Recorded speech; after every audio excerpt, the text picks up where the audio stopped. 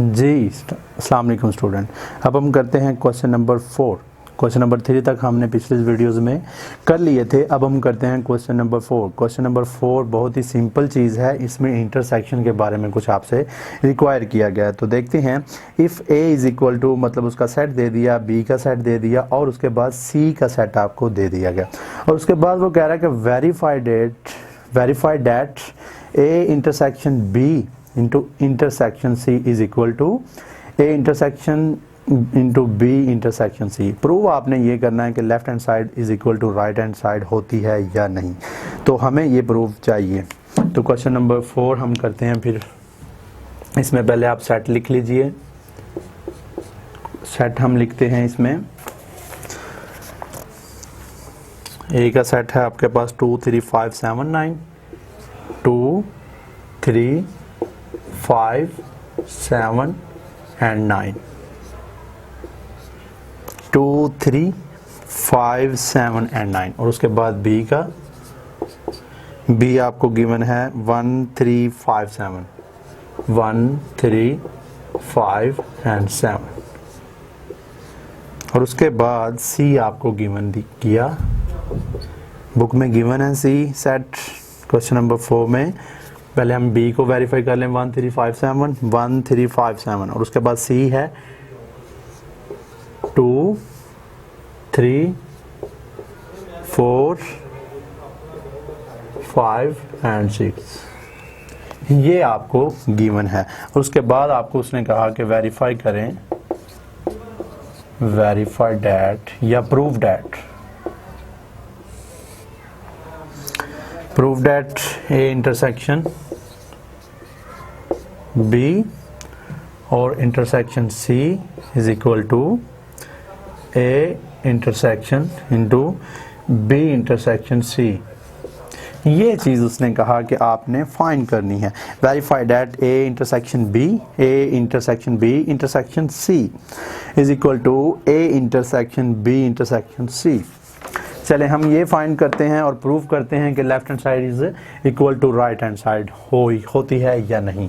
क्योंकि उन्होंने कह दिया तो फिर जाहिर बात है कि ऑब्वियसली फिर ये प्रूव करना पड़ेगा कि ये वाकई ही इक्वल है। दोनों left hand side is equal to right hand side. इसको आप दे लें लेफ्ट हैंड साइड का नाम और इसको आप दे लें राइट हैंड साइड का नाम। चलें फिर हम इधर सोल्यूशन इसका करते हैं।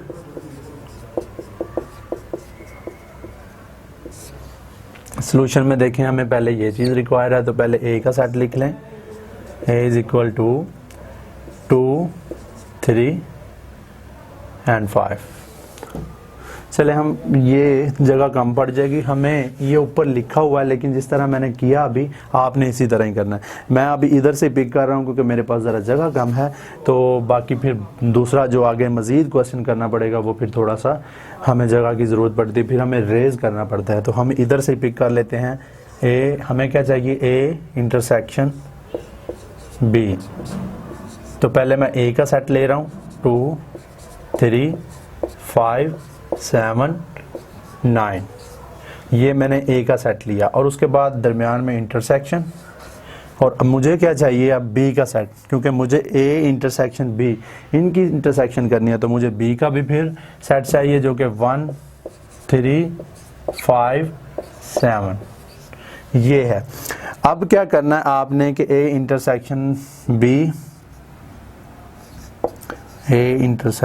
आपके पास फिर क्या आएगा, आपने देखना है कि कौन कौन सी इसमें वैल्यूज़ मैच हो रही हैं। 2 देखें इसमें मैच हो रहा है, मैच नहीं हो रहा क्योंकि इधर 2 नहीं है। और उसके बाद आ जाता है 3 इधर है तो आप फिर इसको कैरी कर लें। और उसके बाद 5 आ जाएगा और उसके बाद 7। ये 3 वैल्यू ऐसी हैं जो कि इस सेट बी में भी हैं और सेट ए में भी हैं। तो फिर हम इसको लिख लेंगे क्योंकि कॉमन चीज़ें हैं, कॉमन एलिमेंट्स हैं। कॉमन एलिमेंट्स से आपने उठाने होते हैं इंटरसेक्शन में। 3 5 7 3 5 7 1 इधर भी नहीं था, इधर है लेकिन इधर नहीं है, इसलिए हमने 1 नहीं पिक किया। और उसके बाद हमें क्या चाहिए कि इंटरसेक्शन सी। तो फिर इधर इंटरसेक्शन डालिए और सी का सेट लिख लीजिए जो कि आपके पास 2 3 4 5 6 है। 2 3 4 5 and 6 ये आपके पास सेट है। तो देखें अब इसमें इंटरसेक्शन करिए तो इसमें कौन से कॉमन आ रहे हैं, ये एक 3 आ रहा है, 3 और उसके बाद 5 उधर भी है, लेकिन उसके बाद 7 नहीं है उधर, इधर 7 है लेकिन इधर नहीं है। तो इधर हमें फिर वैल्यूज़ 2 ही मिली, जो कि 3 इधर भी था और 5 भी था इधर। 2 वैल्यूज़ ऐसी मिली जो कि हमें पता चला कि इसमें ये चीज़ें, ये दोनों वैल्यू मैच कर रही हैं। तो हमारे पास फिर ये आ जाता है A intersection B into intersection C। ये सेट हमारे पास लेफ्ट हैंड साइड का आ जाता है, लेफ्ट हैंड साइड। अब हमें क्या चाहिए, right hand side. Right hand side की तरफ अगर मूव करें, चलें इधर आ जाते हैं, राइट हैंड साइड की तरफ ही आ जाते हैं, जो कि इधर हम लिख लेते हैं right hand side. Right hand side में हमें क्या चाहिए, चलें इधर लिख लेते हैं A intersection into B intersection C, ये हमें चाहिए। तो हमें पहले ब्रैकेट्स वाली वैल्यू सॉल्व करना पड़ती हैं। तो ब्रैकेट्स वाली अगर वैल्यू देखें B इंटरसेक्शन C, तो पहले मुझे B का सेट चाहिए। मुझे B का सेट चाहिए, वो ये लिखा हुआ है 1 3 5 एंड 7। और उसके बाद हमें इंटरसेक्शन इसमें डालनी होती है। उसके बाद मुझे चाहिए C का सेट। C का सेट जो कि ऊपर गिवन है 2 3 4 5 एंड 6। और अब इसकी इंटरसेक्शन चाहिए। इसमें देखें 1 नहीं है उधर, 2 भी उधर है लेकिन इधर नहीं है, कॉमन नहीं है। तो कॉमन हमारे पास क्या आया, 3 और उसके बाद 5 और उसके बाद 7 इधर है लेकिन उधर नहीं है। तो फिर मेरे पास सेट जो आ रहा है वो ये आ रहा है B इंटरसेक्शन C का, मेरे पास सेट आ रहा है 3 एंड 5। लेकिन मुझे रिक्वायर क्या है कि आपने साथ A की भी इंटरसेक्शन करनी है। तो पहले हम A का सेट लिख लेंगे, A intersection into B intersection C। मुझे ये चाहिए क्योंकि मुझे रिक्वायर ये किया गया कि आपने ये निकालना है। तो ये तो हमने निकाल लिया सिर्फ ये। अब मुझे ये चाहिए A का सेट मैं लिख लूँगा, जो कि A का सेट मेरे पास है 2 3 5 7 एंड 9, 2 3 5 7 एंड 9। तो अब देखें इसमें आपने ये तो लिख लिया A का सेट, सिर्फ A का सेट लिखा। जो अभी हमने निकाला B इंटरसेक्शन C का, वो आप साथ इंटरसेक्शन कर दें 3 5। ये मैंने इंटरसेक्शन साथ में ये कर दिया, ठीक है जी। 3 एंड 5 नज़र आ रहा है आपको, 3 एंड 5 जो कि मैंने इंटरसेक्शन ये इसके साथ डाल दिया क्योंकि हमने ये निकाला था। अब A का मैंने सेट पहले इधर लिखा, फिर मैंने ये सेट लिखा जो कि हमें रिक्वायर्ड था, वो मैंने साथ लिख दिया। अब इन दोनों की इंटरसेक्शन करेंगे तो आपके पास सिंपली राइट हैंड साइड का आंसर आ जाएगा।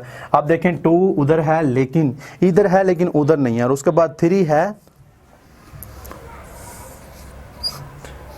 3 दोनों कॉलम्स में, दोनों सेट्स में है, 3 भी है और उधर भी 3 है। और उसके बाद 5 है, सेट A में भी है और सेट जो हमने इंटरसेक्शन B इंटरसेक्शन C का निकाला उसमें भी 5 है। और उसके बाद 7 एंड 9 ना तो उसमें है, बस सिर्फ A सेट में है लेकिन उधर नहीं है। हमें चाहिए कॉमन नंबर। कॉमन नंबर का मतलब ये होता है कि दोनों सेट्स में ही एलिमेंट्स होने चाहिए, फिर ही हम उसको नीचे कैरी करते हैं। लेकिन इसमें नहीं है तो फिर हमारे पास आ जाता है 3 एंड 5, जो कि हमारे राइट हैंड साइड है। लेफ्ट हैंड साइड पे हमने 3 एंड 5 निकाला था, तो हमें फिर क्या साबित हुआ, हमें प्रूव क्या हुआ, राइट हैंड साइड। हमने प्रूव ये किया कि left hand side is equal to right hand side. हमने ये प्रूव किया कि left hand side is equal to right hand side है। तो ये क्वेश्चन नंबर 4 था। क्वेश्चन नंबर 4 बहुत ही सिंपल था, आपने ये ज़रूर करना है और प्रैक्टिस के लिए ज़रूर कीजिए प्लीज़। जब आप दोबारा खुद करते हैं तो आपको ज़्यादा अच्छे से समझ आती है, क्योंकि अगर वीडियो सुनने से या देखने से दोबारा जब आप रिपीट नहीं करते तो आपकी वो इंटरनल मेमोरी में क्वेश्चन नहीं आता। जब आप एक दफ़ा, एक या दो दफ़ा आप ट्राई करते हैं, खुद प्रैक्टिस करते हैं, तो आपकी वो इंटरनल मेमोरी में आपके जो कॉन्सेप्ट आपने सुने होते हैं या देखे होते हैं तो वो फिर आपकी इंटरनल मेमोरी में आ जाते हैं। फिर आप क्वेश्चन ईजी से कर लेते हैं और एग्ज़ाम, जब आप एग्ज़ाम की तरफ मूव करते हैं तो एग्ज़ाम में भी आपको वो क्वेश्चन फिर भूलता नहीं है। तो ये क्वेश्चन नंबर 4 था। आगे हम क्वेश्चन नंबर 5 की तरफ नेक्स्ट वीडियो में मूव करेंगे। तो क्वेश्चन नंबर 4 तक हमने ये कंप्लीट कर लिए। तो बाकी इंशाल्लाह क्वेश्चन नंबर 5, 6, 7 ये हम 1 बाय 1 नेक्स्ट वीडियोज़ में करते हैं। Thank you very much.